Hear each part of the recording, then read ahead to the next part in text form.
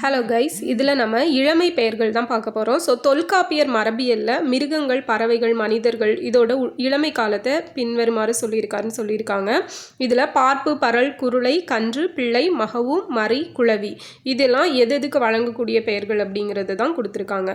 So பார்ப்பு, பிள்ளை அப்படிங்கிறது பரப்பன, ஊர்வன, ஸோ ரெண்டுக்குமே வழங்கக்கூடிய பெயர்கள் தான்.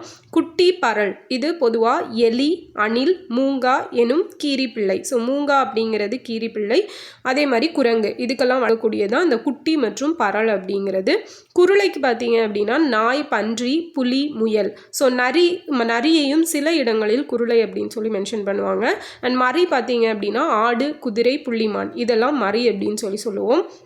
கன்று எடுத்துட்டிங்கன்னா யானை கன்று, குதிரை கன்று, கழுதை, கவரி எனும் மான், கராம் எனும் கரடி, ஒட்டகம். ஓகேவா?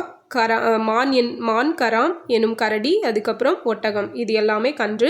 அண்ட் குளவி பார்த்தீங்க அப்படின்னா யானை, எருமை, மறை, குரங்கு. ஸோ மறை அப்படிங்கிறதோட பொருள் என்ன அப்படிங்கிறத கமெண்டில் சொல்லுங்கள். மகவு அப்படின்னா நம்ம குழந்தைன்னு சொல்லுவோம். ஸோ மனிதர்களோட குறிக்கக்கூடியது தான் மகவு. பிள்ளை, குளவி, கன்று, போத்து இது எல்லாமே ஓரறிவு உயிர்களின் இளமை பெயர்கள்.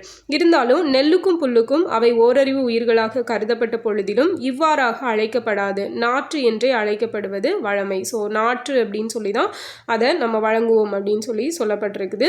ஸோ இது எல்லாமே ரொம்ப இம்பார்ட்டண்ட்டான டேட்டாஸ், நல்லா பார்த்துக்கோங்க. தேங்க்யூ.